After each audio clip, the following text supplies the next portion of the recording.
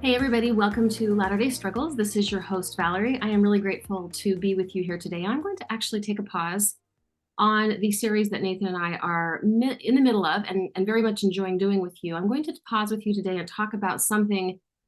I'm going to go deeper into our last conversation. We have had so many of you who have reached out and responded with your thoughts and feelings and your aha moments and some really spiritual, special experiences and changes of heart that you have had as you have listened to and really taken in our last episode where we talked about a different way to think and feel about the atonement of Jesus Christ. I want to just share, first of all, a couple of ideas and thoughts that people have shared with me. One of these comes from one of the women who is a part of one of my support groups.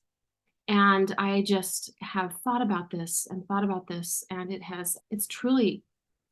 it's been transformative for me, not only because I personally am growing and learning right here alongside you on this journey, but also I'm really learning from and feeling deeply as you share your stories with me. What this woman said a couple of days ago as we were reflecting on the Monday, the most recent episode of the podcast about the atonement. And she said, I've always struggled with having what I would like to believe is a close and loving relationship between myself and my Father in heaven. And she said, as I listened to and was learning about the penal substitutionary version of the atonement of Jesus Christ, she said, all of a sudden, everything made sense. She said, I have only been taught to know of a Father in heaven who is vengeful and angry and scary. And she said, so my little spirit, ever since I was a kid, I couldn't figure out how to love that kind of God. And she says it's carried on through my whole life. And so she said, as I listened to that conversation for the first time, first of all, I began to give myself grace, that there's nothing crazy about me or wrong with me, that I can't connect with that kind of a God. And also, she said to me, I'm finally able to begin to perhaps have a real relationship with my Father in heaven. So that is just one of the examples of how we, I think, all are trying to integrate and learn how to be closer to God. And I think it's beautiful that not only are we learning how to be closer to what some of us have experienced as a distant, angry, vengeful, frightening male deity, but also we are integrating and introducing a female deity also that we can be in loving, kind, and gentle connection with. So that's kind of how I wanted to open our time together today, is just by talking about how maybe some of us are endeavoring to learn how to be in relationship with a different kind of God. And that may mean that we're beginning to have the courage to look into cultivating a brand new relationship with the Mother in heaven. And some of you I know are further along than others.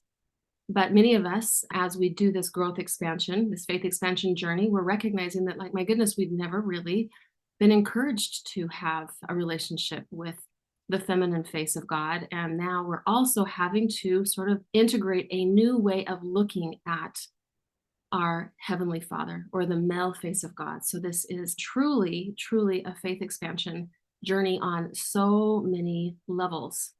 Something else that I wanted to expand today with you as we go a little bit deeper into this conversation about atonement. And I'm doing this really based on your conversations with me, the conversations that I'm having with the people that are in my small groups, and really just, honestly, I'm learning so much from you as we have these ongoing back and forth conversations, whether it be through the verbal word or through the written word. But what's come up for me is a really powerful aha moment that I've had this experience many, many times. And because of you and our conversations, I was able to finally make sense of something that I've noticed over and over and over again, that I've noticed in my clinical setting as I've been a therapist. So a little bit of backstory about me. I have advanced training in issues around sexual health and sexual addiction. And for a couple of years there, a few years ago, I spent a lot of time working, speaking generally at the stake and the regional level. And I also did some things in sort of the secular world and other church settings as well, of other denominations, where I did a lot of teaching and instructing on the issues of making sense of our sexuality and also sex addiction and sexual addiction recovery.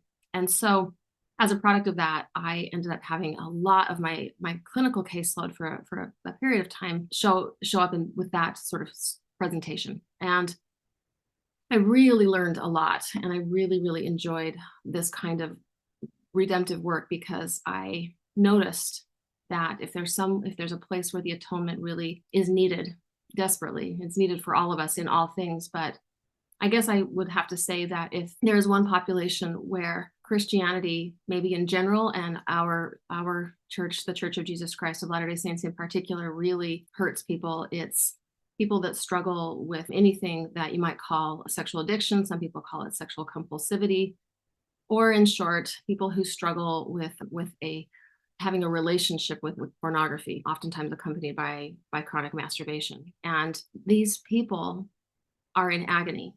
And most of the time, because they believe that the atonement of Jesus Christ cannot be activated until they are, quote, doing better, these people are in a perpetual cycle of shame and agony. So let me just walk you through what I have learned just by noticing what this brings up. In other words, when we have an understanding, or I guess I should say a misunderstanding of the nature of the atonement, and we say that it's infinite and eternal, but we don't believe it actually is infinite and eternal, or we believe that actually we somehow don't qualify for it because of the unique nature of what we have struggled with, we really run into problems where the only possible outcome is the perpetuation of ongoing grief and shame. So let me just share with you, I'm going to just talk about a generic client, and I'm going to call him John because that's just a simple name. I promise there is no real John that I'm referring to here. So John comes in and he starts to share with me what's going on about his history and his story and how he wants to overcome this struggle. This is not an exaggeration. This is really true. I spend the better part of anywhere from several sessions to several weeks, months, or even in some cases, a couple of years in a wrestle with John. And the wrestle that I have is convincing John that he is not broken. The wrestle that I have with him is helping him see and actually come to believe that he is lovable.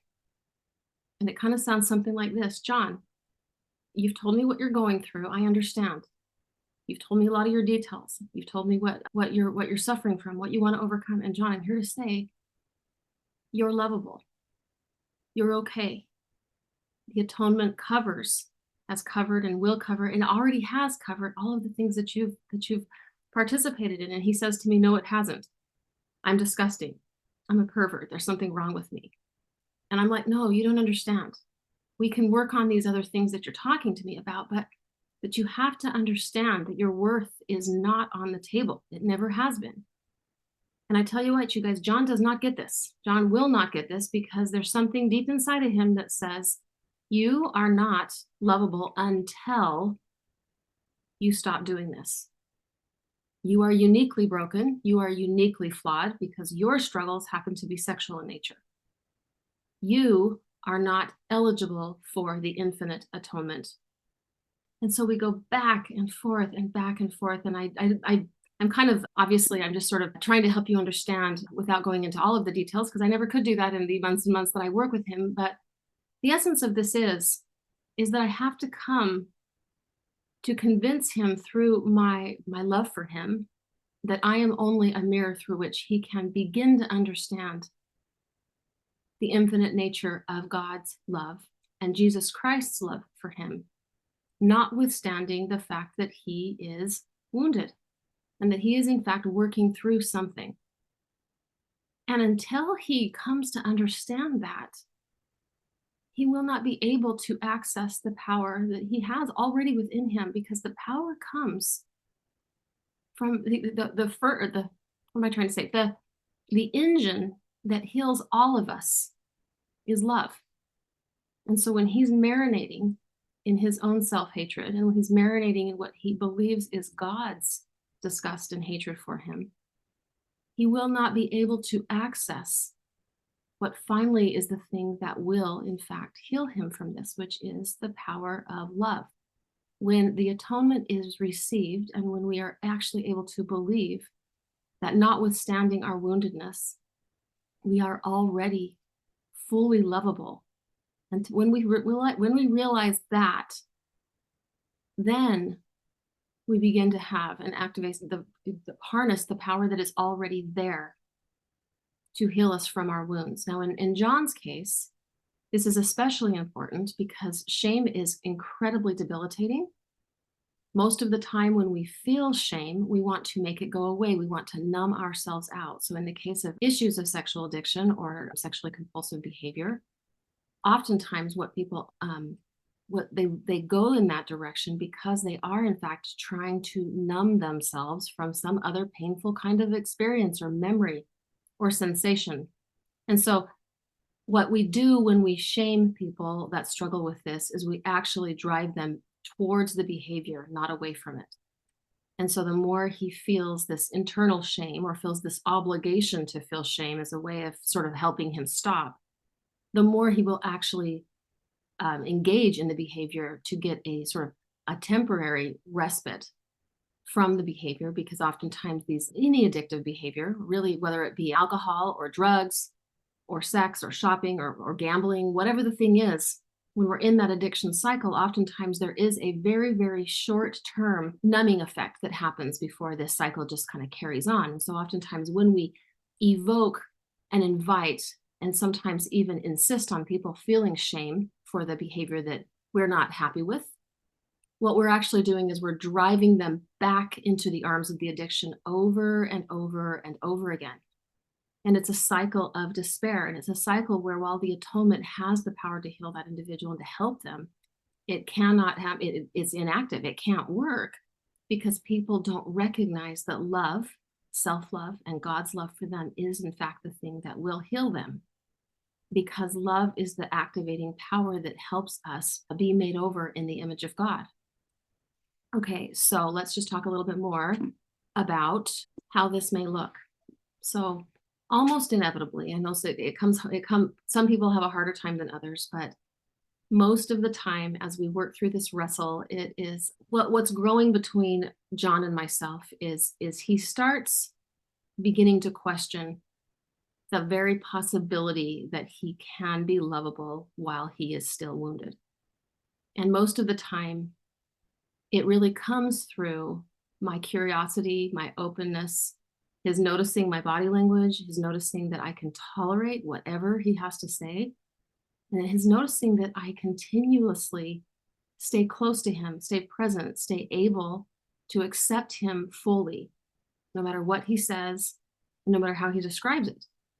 And so as he sees this and notices this play out week after week, slowly but surely, he begins to question the possibility that maybe I'm a representation of what others may be able to feel for him as he is fully and deeply seen.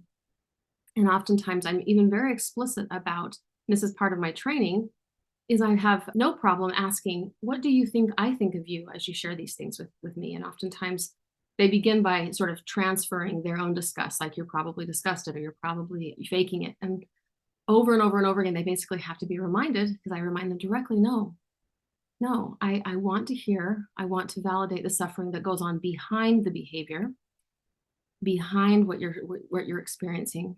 And I want you to know that you infinitely and forever are loved, and that I love you. And most of the time they don't accept that at first because they don't know what it feels like. They are so consumed in almost like this deep commitment of self-rejection and other rejection and God rejection, that the idea that they deserve love before they become healed is almost incomprehensible, until finally, I think as the weeks go by, they recognize that there's something strange and different about our relationship, that somehow I have the ability to love them despite their woundedness. And the idea here is that I'm trying to mirror to him God's love for him. And I don't want to compare myself in any way, shape, or form to God, but what we are all trying to do is be a mirror through which other people can see God's love. That's what we're here on this earth to do, everybody. We are here to feel God's love and to help others feel God's love through the love that we are able to communicate to them. And so as I work with him, slowly but surely something starts to melt. And they begin to actually receive the healing power of Jesus Christ's atonement. They begin to recognize that maybe they are lovable enough, even in the midst of their deepest struggles. And that very thing is the thing that begins their healing process. Now, that is not to say that they don't have work to do. I want to make sure I'm very clear on that. That doesn't mean that like we can just continue in the wounded ways that we are behaving, in this case, in the practicing of pornography and other behaviors, other escalating behaviors that sometimes comprise a sexual addiction. We work on those. But we do it in the context of somebody already knowing that they are lovable and that they have this capacity to heal that they didn't know they could have when they were consumed in the very energy draining life experience of all consuming shame. Okay, so you may wonder to yourself, what is it that you actually, how do you work with them after they begin to recognize that the atonement really is in fact infinite and that it actually counts for them too? Well, what we work on, what we talk about, I always help get people hooked into some sort of support group experience where they are actually able to be around people who have healed, who are a little further on in their healing journey. I'm a big fan of some of these 12-step programs. I'm not going to name any specifically here because I don't necessarily endorse any one of them, but I do believe that it's so important to be plugged in a program where people feel like they are able to talk about what they're going through specific to their addiction or their struggle. I hate to use that word because I feel like it's oftentimes overused. And so they go into these programs and they begin to work with people. They begin to connect. They begin to find intimacy in groups of people that where they feel safe. They notice the successes and struggles of other individuals, and they're able to be inspired by people who are in front of them in their growth journey. So they recognize that their brains, their bodies, their spirits can in fact heal, and it's in a place of no judgment. And this is a really important component of this healing journey because when they move into these group settings, they are not directly in contact with people that they have direct impact over. So sometimes couples feel like, well, we can just heal this, inside of our marriage. Well, that's not really actually an ideal setup, to say the least, because the partner is oftentimes directly impacted by their sexual acting out behavior and their pornography struggles. And so really both parties need their own sort of separate kind of healing experiences. Both of them have experienced a lot of trauma through this part of their relationship. And so both of them actually do need their own kind of recovery experience. And so what I will do is I'll make sure that I send the individual who's recovering into some sort of a group setting. And it's really important that they're really faithful in attending that and that they cultivate those relationships. Sex addiction is oftentimes the foundation of it. There are a couple different foundations.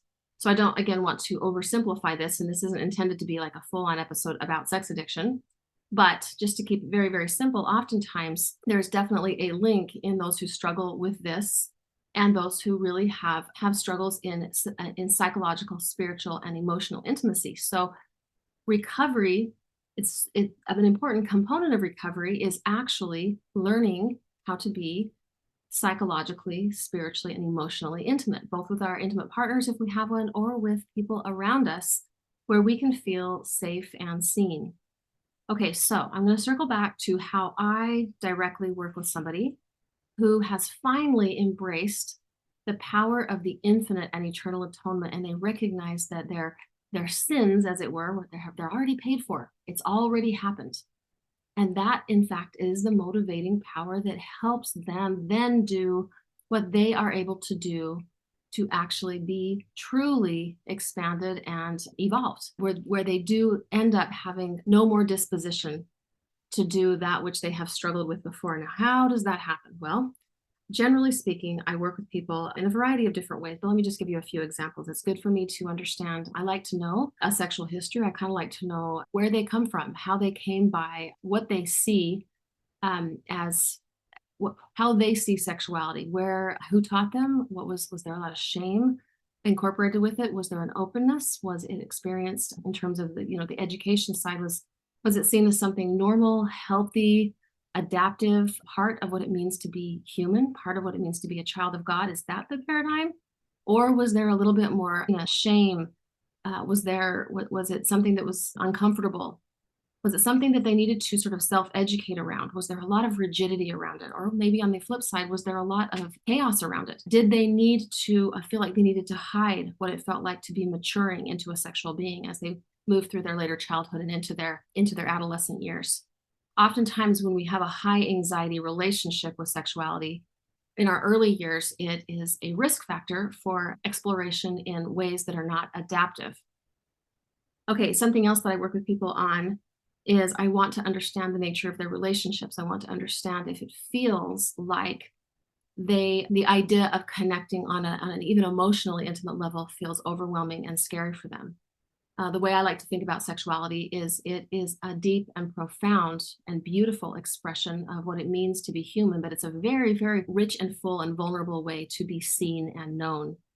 And so if somebody struggles fundamentally with being seen and being seen deeply and being vulnerable and showing up sort of as their whole full selves, then sexuality with a human being that has wants and needs and desires and moods and passions and all those things, that's going to be very, very challenging. So I like to understand a little bit more about what it means for them to feel. How do they do in being seen and known? And a lot of the healing that we do in our work together, interestingly enough, is less related to the direct subject of one's sexuality, although it is integrated. It really has to do with understanding themselves as emotional beings. It has to do with how they manage big feelings, how they manage rejection, where they come by these feelings, what are their motives when they move towards somebody, when they move away from somebody. It really is important for me to understand and to kind of work with them in helping them understand what is it that they are motivated by, and when they've moved into these fears that have become compulsive in their cases, what is driving that? Oftentimes there are a constellation of feelings that they don't want to feel, or experiences they don't want to remember, or something that they're trying to emotionally themselves from. And so I work with them on trying to heighten their abilities to feel deeper, to feel through their feelings, to even feel into what it feels like to have a compulsion and learn how to ride that wave, but not sort of be subsumed by it. And so slowly but surely, I work with these folks, and I also help them recognize that they are, in fact, not going to be able to overcome these things overnight. A lot of what I work with people on in this particular presentation is that we are, in fact, rewiring the brain. There are certain neural pathways that need to get deeper grooves, and there are others that we need to work on. I think about a road, and I think there are certain roads that need to be turning into superhighways. We need to get those neural pathways moved over so that the signals can move faster. And there are other roads that need to be turned into dirt roads, and they eventually need to be grassed over where we don't use those neural pathways anymore. But that, my friends, is a very slow process. And so what everyone involved does well to understand is that in this process, they are still going to be having those behaviors sometimes. And once again, that is okay. That is how we heal. We learn how to walk one step at a time. And so if we can give ourselves the grace to be works in process, to recognize that the atonement has already healed us, and to have love for ourselves as we are working through these behaviors, overcoming some of these patterned behaviors that we have, and learning how to love ourselves and give ourselves the grace that Jesus Christ and our parents in heaven are just delighted to give us throughout our entire lives. If we can become truly more like them, not in just the other ways that we're always typically wanting to talk about, but if we can become more like them in the grace that we give ourselves, and if we can become more like them in not demanding that we exact justice upon ourselves as a way of paying for our sins, if we can show grace to ourselves, and not feel like we are compelled to show justice upon ourselves, then we, in fact, are activating for ourselves the power of the atonement that is always there for the taking. And that is how people heal. That is how people are able to graciously, slowly but surely rewire their brain through love, rewire their ability to be in relationship through love, and rework the way they see themselves, the way they see others, the way they see intimacy in general and sexual intimacy in specific. This is the way we're able to sort of look at the world through the eyes of love. And most of the time when I work with people and they get well into this process, I look deeply into their eyes and I say, because of what you are going through, you understand what it means to be healed by the power of the atonement of Jesus Christ. And we need you. Others need you because they need to have hope. They need to have the hope that they too can be healed, that the atonement truly heals, and that it was activated long before you were even born. And that love is the power that gives you the grace to allow yourself the process that you're going through. And I look into the eyes of these individuals, men and women, I worked with both, and I say, you are needed to help others know that they too can have hope, that all of us in some way are wounded and we can be healed. And I feel like that's especially important for people to be able to not only work through, but to be able to articulate and speak into and have the courage to talk about, because we live in a culture in conservative Christianity and in our church where we don't necessarily have a narrative around what it feels like to heal. We also do a lot of harm in treating this particular struggle as something that is uniquely vile and evil and maybe outside of the bounds of the power of the atonement. And that is absolutely destructive to people's hearts and souls and minds and wills and their ability to actually lean into the power of the atonement that is absolutely as much theirs for the taking as for anybody else that has ever come to this earth. And so not only do we need to understand the infinite nature of the atonement, we also need to understand that we too can be a part of it, and that when we get it, when we recognize that we are eligible for it, even those who struggle with sins of sexual addiction, in the case of what I'm talking about with you today, that we speak into that and help give others hope, and that we help others recognize that the idea that the atonement only counts once we have begun the healing process or done something to prove ourselves. We have to keep speaking out against that philosophy. It's harmful. It's not true. It binds the hands of our Savior, Jesus Christ, who gave us the free gift and who is truly and in every way the healer. And all he wants to do is heal us. And then what we can do as we become healed is we help other people see the light. All right, I'm going to pause here. Thankful for you being here today and helping and walking with me, or allowing me to walk with you through a case example of how I have actually seen this activated in my own office over and over and over again.